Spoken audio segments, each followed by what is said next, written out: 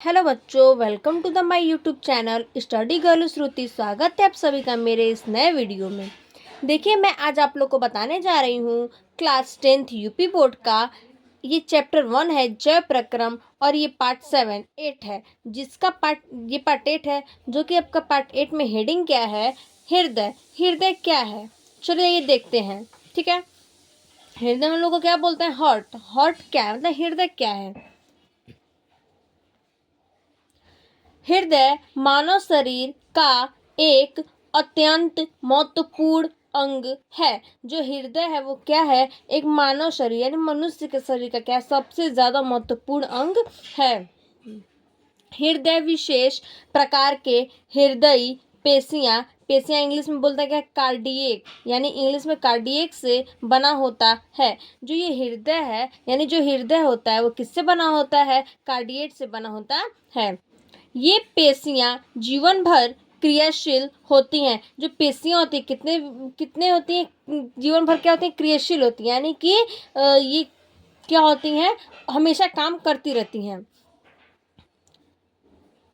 हृदय विभिन्न अंगों से रुधिर एकत्र करके विशेष वाहिनियों की सहायता से इस विभिन्न अंगों में पंप करता है।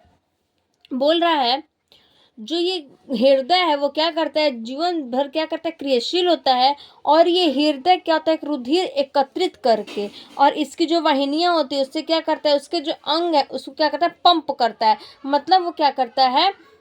जो हृदय है वो क्या करता है? मतलब कि धड़कता है, पंप करता है। ठीक है, और इस किसमें तो बहुत ज़्यादा महत्वपूर्ण होता है। जैसे देखिए इसका वायु संरचना, यानी हृदय की जो संरचना होती है, वायु संरचना, वो क्या होती है? तो देखिए, हृदय वक्ष गुहा में फेफड़ों के बीच में स्थित होता है। जो वायु संरचना होती है यानी कि जो हृदय होता है वह कहाँ होता है? तो वक्ष गुहा में होता है। कहाँ पे? फेफड़ा, यानी जो फेफड़ा हम लोग का है, जो मनुष्य का फेफड़ा है, उसी के बीच में ये हृदय होता है। कहाँ पे? वक्ष गुहा में। इसका अधिकांश भाग वक्ष के बाएं ओर तथा थोड़ा सा भाग अस्थि के दाएं ओर स्थित होता है। यानी बोला जो इसका अधिकांश यानी जो इसका अधिकांश भाग होता है वो वक्ष के कहाँ होता है? बाईं ओर होता है। और इसका दूसरा भाग यानी थोड़ा सा भाग जो होता है और वो कहाँ होता है? अस्थि के बाएं ओर दाएं ओर होता है। ठीक है, यानी एक जो वक्ष होता है वो बाएं ओर होता है और एक वक्ष किधर होता है? दाएं ओर स्थित रहता है। ठीक है,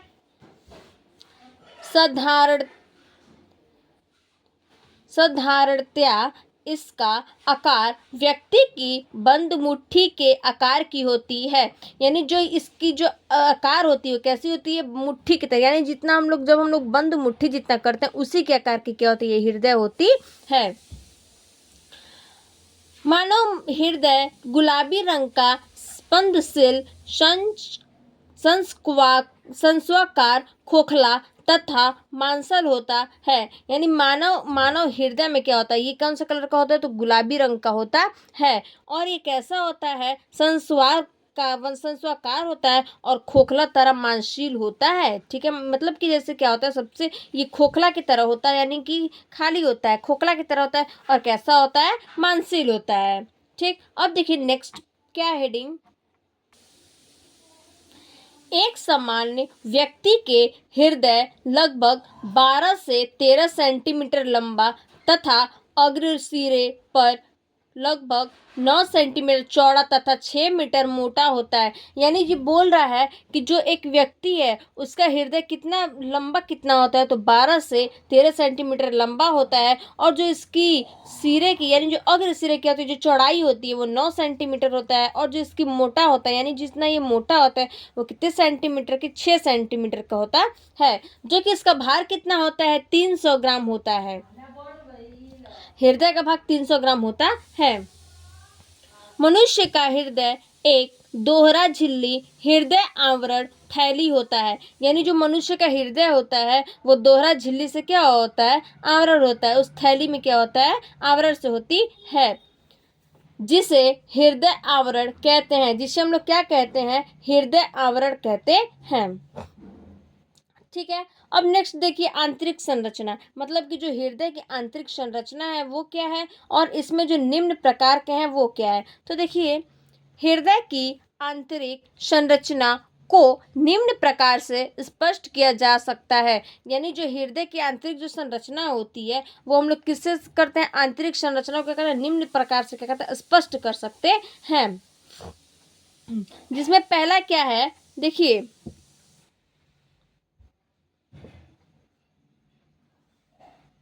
जिसमें आपका पहला हेडिंग है क्या, अलिंद और निलय। अलिंद और निलय क्या है।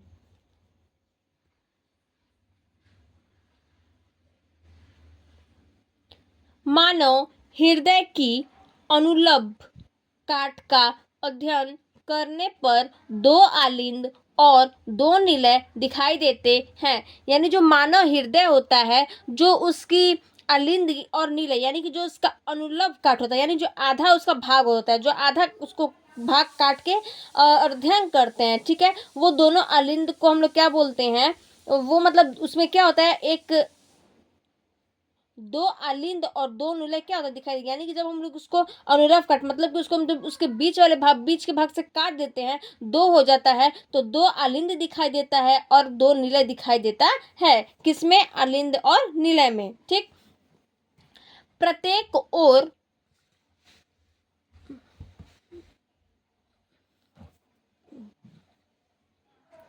प्रत्येक ओर का अलिंद की दीवारें पतली तथा निलय की दीवारें मोटी होती है।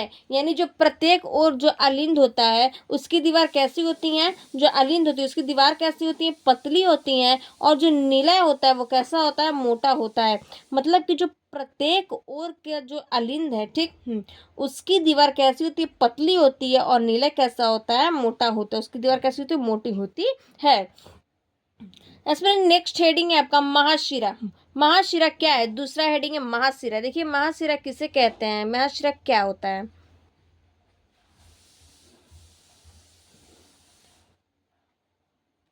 दाहिने अलिंद में दो मोटी महाशिराएं अलग अलग छिद्रों द्वारा खुलती है। यानी जो दाहिने अलिंद में जो दो मोटी शिराएं होती है वो क्या होती हैं, अलग अलग छिद्रों द्वारा खुलती हैं। इन्हें अग्र महाशिरा तथा पश्च महाशिरा कहते हैं। इसको हम लोग क्या कहते हैं, अग्र महाशिरा और पश्च महाशिरा कहते हैं। मतलब ये महाशिरा क्या होता है, जो दाहिने अलिंद है उसमें दो मोटी क्या होती हैं, शिराएं होती हैं, और ये अलग अलग छिद्रों पर क्या होती हैं, खुलती हैं, और इन्हें अग्र महाशिरा हम लोग कहते हैं। ठीक है। और पश्च महाशिरा कहते हैं। ठीक। नेक्स्ट देखिए हेडिंग है आपका, नेक्स्ट हेडिंग है कोरोनरी साइंस। कोरोनरी साइंस क्या है, देखिए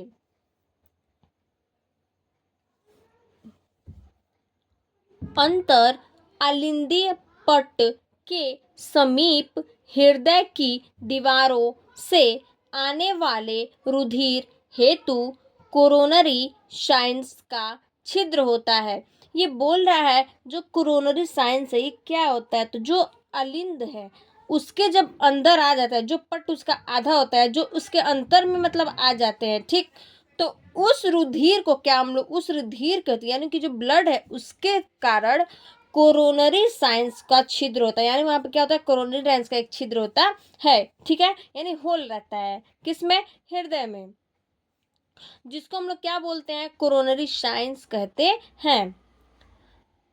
नेक्स्ट हेडिंग है स्पंदन केंद्र। स्पंदन केंद्र क्या होता है, देखिए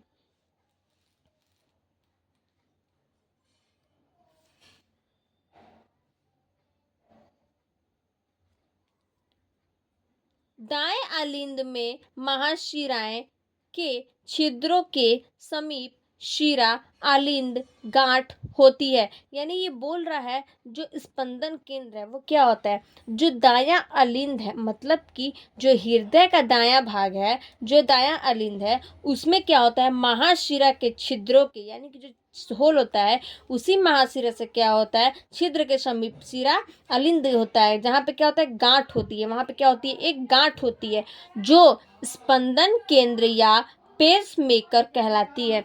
देखिए, जो हृदय है, जो इसका दायां अलिंद है, आधा जो पार्ट है उसका दायां अलिंद, वहां पे क्या है, वहां पे एक शीरा की गांठ, यानी यहाँ पे क्या होती है, एक गांठ होती है, जो कि हम लोग उसको क्या बोलते हैं, केंद्र या पेस मेकर बोल सकते हैं।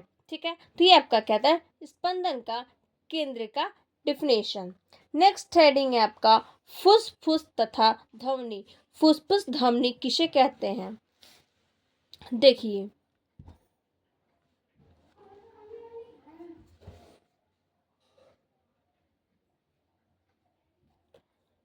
दाएं निलय से फुसफुस चाप निकलता है। जो फुसफुस होता है और जो धमनी होता है, जो फुसफुस यानी कि जो दाएं निलय होता है, उससे क्या होता है, फुसफुस चाप निकलता है, जो अशुद्ध रुधिर को फेफड़े तक पहुंचाता है। जो अशुद्ध रुधिर होता है, मतलब कि अशुद्ध मतलब क्या, कि जो कार्बन डाइऑक्साइड होता है, ठीक है, वो क्या करता है, फेफड़े तक पहुंचाता है।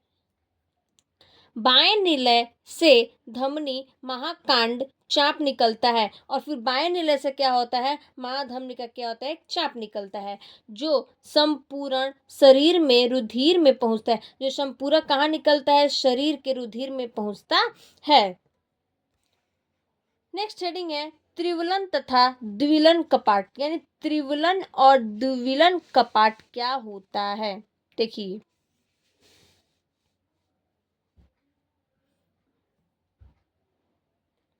दाएं अलिंद तथा निलय के मध्य अलिंद निलय कपाट में 3 वलय होते हैं। यानी ये जो दाएं अलिंद है, ठीक है, और जो तथा निलय है, उसी के मध्य अलिंद जो निलय है, उसी कपाट में 3 वलय होते हैं। क्या होते हैं, 3 वलय होते हैं। अतः ये त्रिवलनी कपाट कहलाते हैं। इसको हम लोग क्या बोलते हैं, इसको त्रिवलनी कपाट कहते हैं।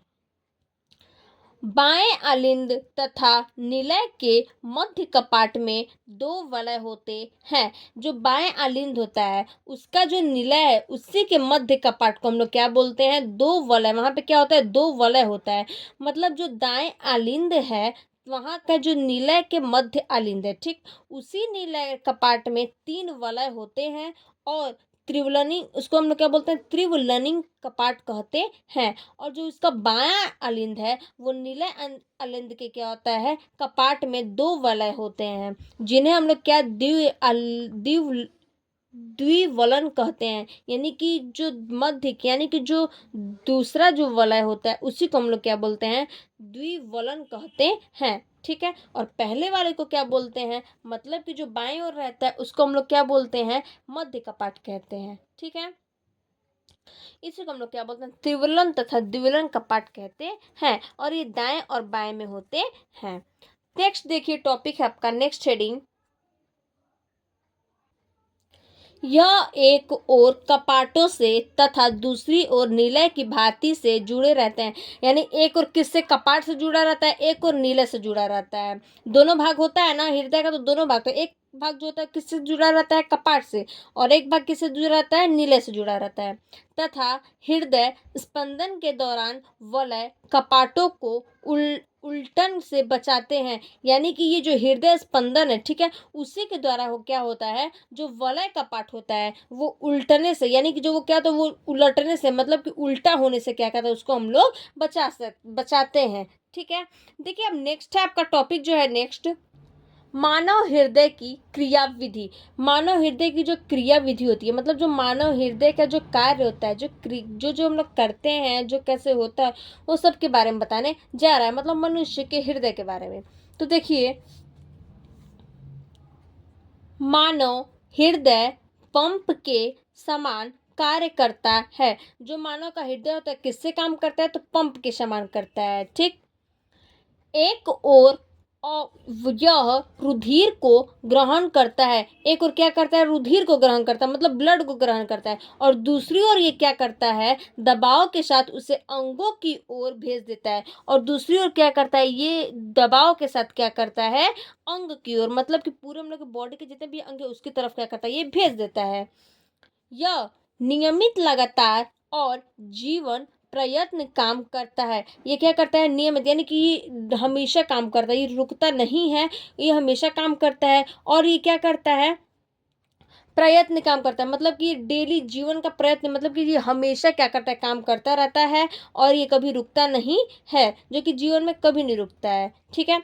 फिर एक सामान्य मनुष्य का हृदय 1 मिनट में, मतलब सोचिए एक जो मनुष्य होता है, जो उसका हृदय होता है, एक बार में कितने मिनट धड़कता है, तो 72 से 75 बार धड़कता है।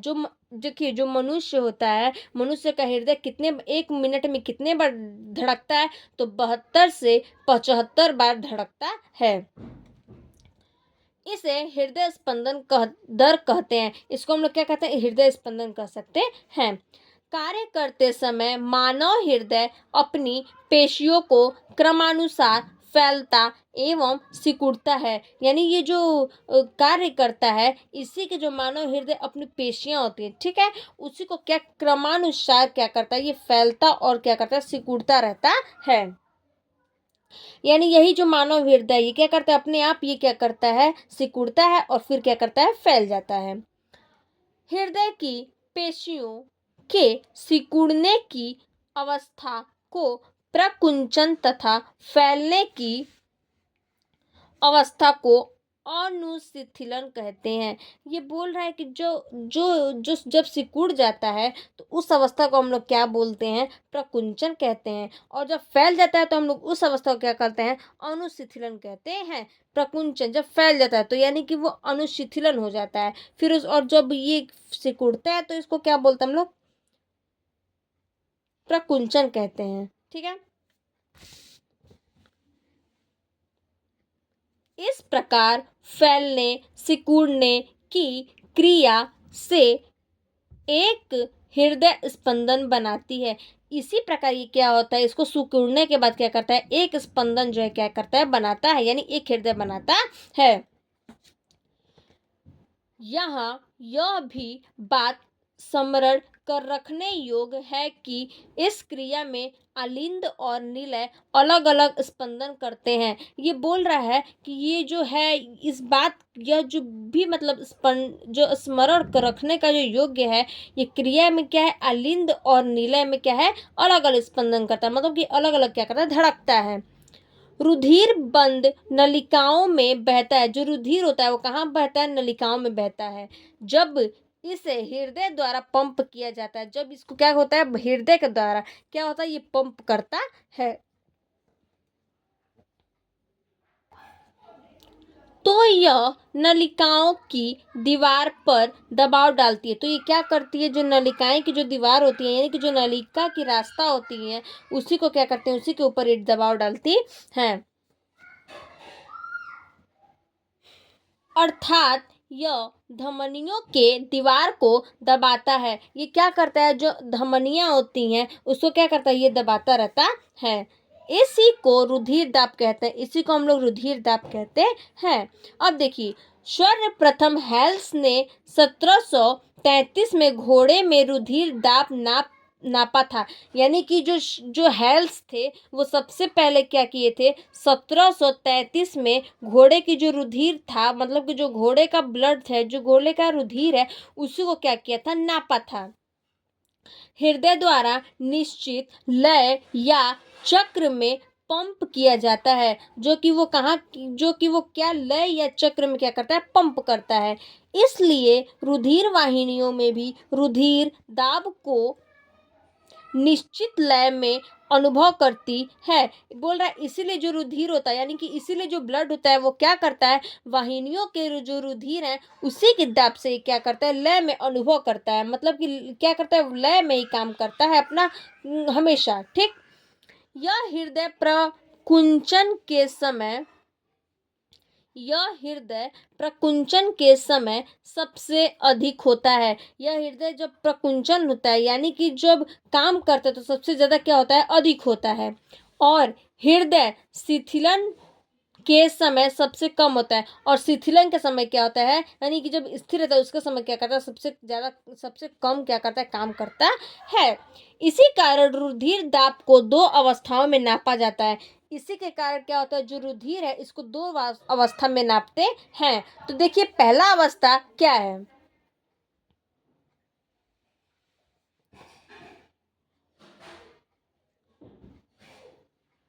जो पहला अवस्था है आपका, पहला है प्रकुंचन दाब, यानी कि बोल रहा है प्रकुंचन दाब क्या होता है। इंग्लिश में हम लोग क्या बोलते हैं इसको, साइस्टोलिक प्रेशर। ठीक, देखिए यह रुधिर दाब की उत्तरी सीमा है। यह जो रुधिर है ये किसकी सीमा है, तो उत्तरी सीमा है, जो हृदय संकुचन की अवस्था की प्रदर्शित करता है। जो हृदय को क्या करता है, संकुचन की जो अवस्था होती है उसको सबसे ज्यादा क्या करता है, प्रदर्शित करता है। मनुष्य में यह सीमा 120 मिलीमीटर हर्ट्ज होता है। यानी कि जो ये मनुष्य में कितना होता है, तो ये 120 मिलीमीटर हर्ट्ज होता है। ठीक, किसमें, मानव में, जो क्या करता है, सबसे ज़्यादा प्रकुंचन करता है और ये प्रदर्शित रहता है। अब नेक्स्ट देखिए दूसरा किससे नापा जाता है, नेक्स्ट हेडिंग दूसरा है शिथिलन दाब। शिथिलन दाब क्या होता है, तो देखिए इंग्लिश में इसको हम लोग क्या बोलते हैं, डायस्टोलिक प्रेशर। देखिए यह रुधिर दाब की निचली सीमा है, यानी जो रुधिर दाब होता है उसके ये क्या है, नीचे की सीमा है। कौन सा, स्थिर दाब। ठीक, जो हृदय शिथिलन की अवस्था को प्रदर्शित करता है। ये बोल रहा है जो नीचे की जो शिथिलन हृदय होती है उसी की अवस्था को क्या करता है, प्रदर्शित करता है। मनुष्य में यह सीमा 800 मिलीमीटर हर्ट्ज होता है। ये मनुष्य में क्या होता है, सबसे ज़्यादा 800, मतलब कि ये सबसे मनुष्य में क्या होता है, सबसे ये हर्ट्ज यानी कि 800 मिलीमीटर हर्ट्ज होता है। दो बता दिए। अब देखिए मनुष्य में दोहरा जो रुधिर परिसंचरण होता है वो कैसे होता है, यानी कि अब नेक्स्ट हेडिंग है मानव में दोहरा रुधिर परिसंचरण कैसे होता है। देखिए मानव हृदय आक्षीकृत रुधिर बायां भाग, मतलब कि आक्षीकृत रुधिर कौन सा, बायां भाग, और अनाक्षीकृत रुधिर दायां भाग। यानी कि ये बोल रहा है कि ये जो मानव की जो हृदय आक्षीकृत होता है वो बायां भाग में होता है, और जो अनाक्षीकृत होता है वो दायां भाग में होता है, को विभिन्न अंगों तक प्रवाहित करते हैं। यानी कि हृदय के बायां ओर और अनाक्षीकृत जो है उसको दायां और क्या करता है, उस अंग को प्रवाहित करता है।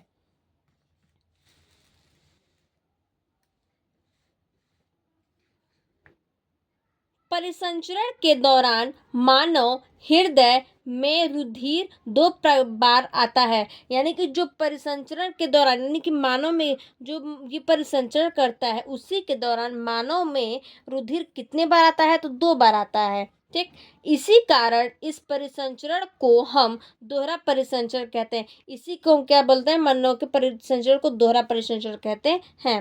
इस परिसंचरण को हम 2 चरणों में विभक्त में कर सकते हैं। यानी कि जो ये मानव के जो दोहरा रुधिर परिसंचरण है इसको हम लोग फिर से 2 भागों में क्या कर सकते हैं, बांट सकते हैं। ठीक है, जो इसमें पहला क्या है, हेडिंग है 2 भागों में बांट सकते हैं। तो पहला क्या है इसका, फुस्फुसी परिसंचरण या पल्मोनरी परिसंचरण। ठीक, पहला ये क्या है, इसका हेडिंग है। तो देखिए चलिए देखते हैं। तो देखिए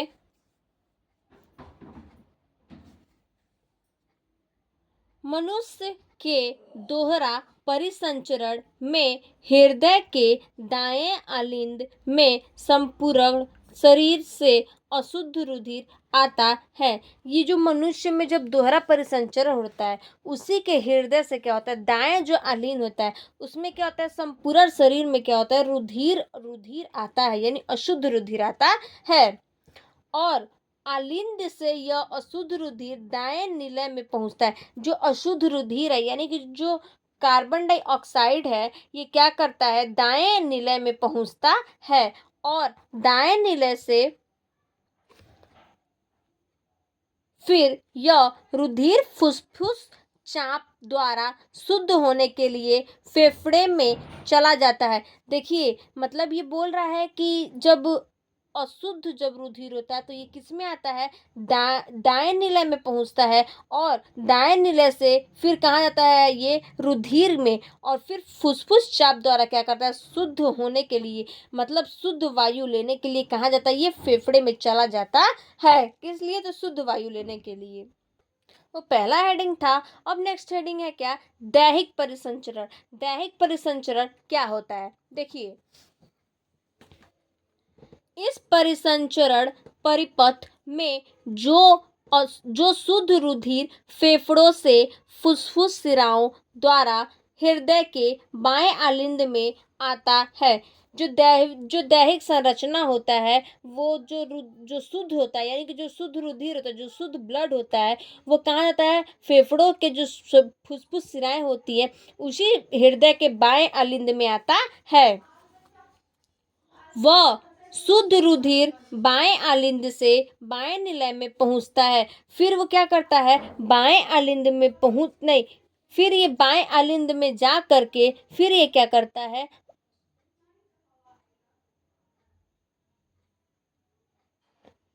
मतलब ये बाएं आलिंद से आता है रुधिर, जो है शुद्ध रुधिर, वो बाएं आलिंद से बाएं निलय में ही क्या करता है, पहुंच जाता है और दैहिक महाधमनी चाप द्वारा संपूर्ण शरीर में विपरीत होता है। इसी के कारण जो महाधमनी है वो क्या करता है, शरीर में विपरीत करता रहता है।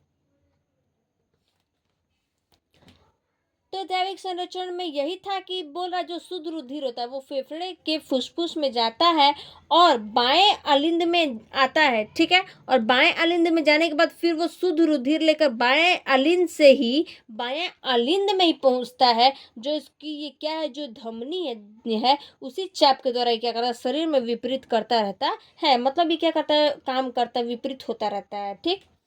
अब नेक्स्ट है आपका हेडिंग, अन्य प्राणियों के हृदय में परिसंचरण। बाकी मतलब जो अन्य प्राणी हैं वो लोग के बारे में हम लोग क्या पढ़ने जा रहे हैं, मतलब जो कि इसके सबकी जो भी परिसंचरण तंत्र, ठीक। देखिए, तो इसमें पहला क्या है, मछलियों में जो होता है क्या है, देखिए, मछलियों के हृदय में दो ही कक्ष होते हैं। जो मछलियां होती हैं उसकी कितनी कक्ष होती हैं, तो दो ही सिर्फ कक्ष होती हैं, एक आलिंद और एक निलय। दोनों ही कक्ष में विआक्सीजनित रुधिर पाया जाता है। एक किस में होती है, आलिंद में, और दूसरा निलय में, और दोनों की जो कक्ष में होती है उसको विनाक्षी जनित रुधिर उसमें क्या होता है, पाया जाता है। अर्थात विनाक्षी जनित रुधिर ही पंप करता है, और जो विनाक्षी जनित रुधिर होता है वो क्या करता है, पंप करता रहता है। जो क्लोम द्वारा विनाक्षी जनित होकर शरीर में चला जाता है। जो रुधिर क्या करता है, विनाक्षी जनित होकर किस में चला जाता है, शरीर में चला जाता है, और शरीर में चला विनाक्षी जनित होकर पुनः हृदय में वापस आता है। ये देखिए, फिर वो क्या करता है, फिर वो विनाक्षी मतलब शरीर में जा करके फिर वो क्या करता है, हृदय में फिर वापस आता है, मतलब विनाक्षी जनित में जाता है फिर वापस किस में आता है, हृदय में ही आता है। तो ऐसा परिसंचरण एकल परिसंचरण कहता है, यानी कि जो ऐसा परिसंचरण होता है उसको हम लोग क्या बोलते हैं, एकल परिसंचरण कहते हैं, मतलब कि जो अकेला होता है, ठीक है। अब देखिए नेक्स्ट हेडिंग आएगा आपका उभयचरों और सरीसृपों, यानी कि हम अब देखेंगे उभयचरों और सरीसृपों में कैसे होता है। तो देखिए,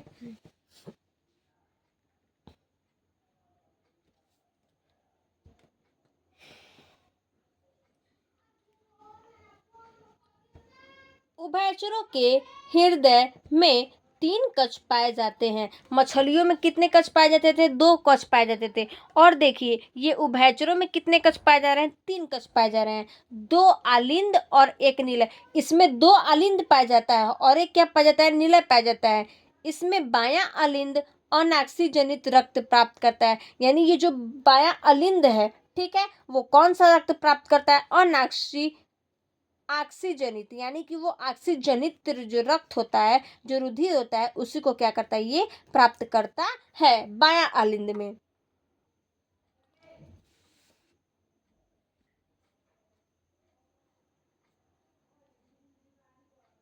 जबकि दायां आलिंद शरीर के विभिन्न भागों से विनाशी जनित रक्त प्राप्त करता है। जब ये क्या होता है? जो दायां आलिंद होता है उसी के शरीर से जो विभिन्न भाग से क्या होता है? जो विनाशी जनित रक्त होता है उसी के द्वारा प्राप्त करता है।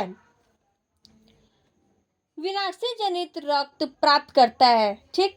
दोनों ही आलिंद से रक्त निलय में आता है। फिर क्या होता है? विनाशी और आक्सी जो रक्त, जो आक्सी जनित रक्त है और जो विनाशी जनित रक्त है, ये क्या करता है? दोनों जो आलिंद है उसी आलिंद से फिर क्या होता है? निलय में आता है।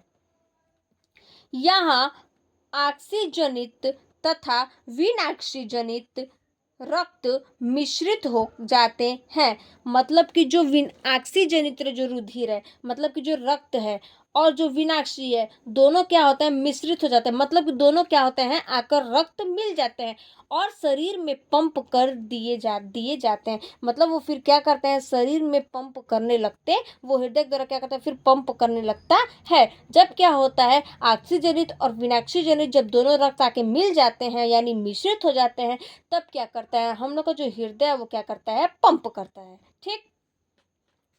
नेक्स्ट हेडिंग है अब लसिका परिसंचरण तंत्र। लसिका परिसंचरण तंत्र क्या है और इसको इंग्लिश में हम लोग क्या बोलते हैं? लाइम्फी सर्कुलेटरी सिस्टम। तो देखिए लसिका परिसंचरण तंत्र किसको बोलते हैं?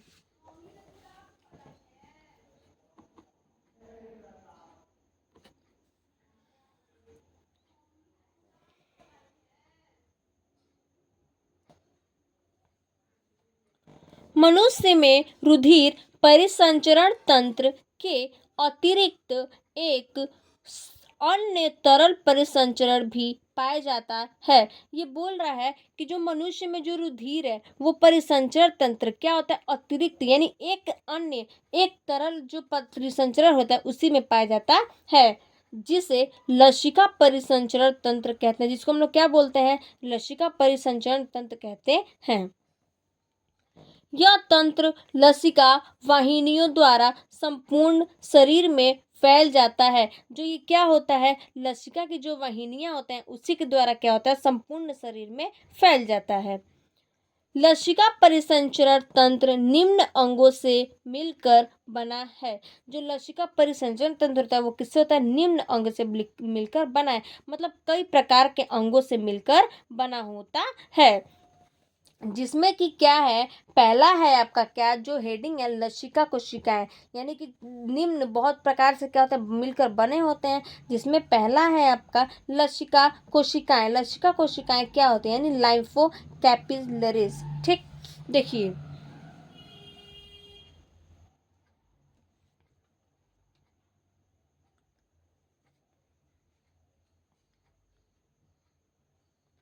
लसिका कोशिकाएं शरीर के विभिन्न अंगों में स्थित इनकी महीन नलिकाएं हैं। यानी बोल रहा है जो लसिका कोशिकाएं हैं वो शरीर के जो जितने भी हम लोग के अलग अलग भाग जो हैं वो कैसे हैं? महीन नलिकाएं हैं।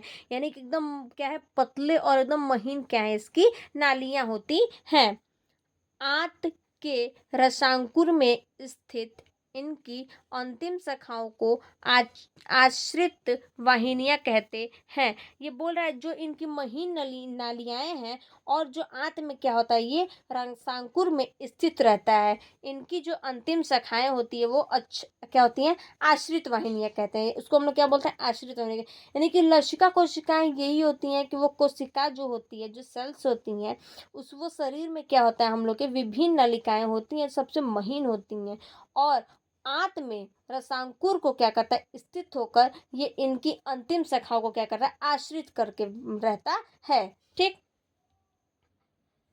नेक्स्ट हेडिंग है आपका लसिका वाहिनियां। लसिका वाहिनियां क्या होता है, देखिए लसिका कोशिकाएं परस्पर मिलकर लसिका वाहिनियों का निर्माण करते हैं। जो लसिका वाहिनियां होती हैं ये क्या करती हैं, कोशिकाओं से मिलकर एक निर्माण करती हैं।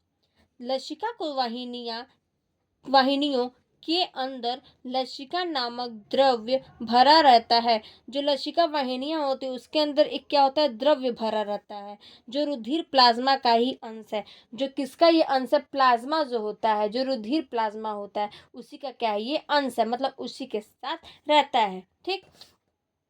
नेक्स्ट है लसिका गांठ। है ये आपका लास्ट हेडिंग है, लसिका गांठ। लसिका गांठ क्या होता है, इंग्लिश में हम लोग इसको बोलते हैं लाइम्फी नूडल्स। ठीक, नोड्यूल्स। तो लसिका गांठ देखिए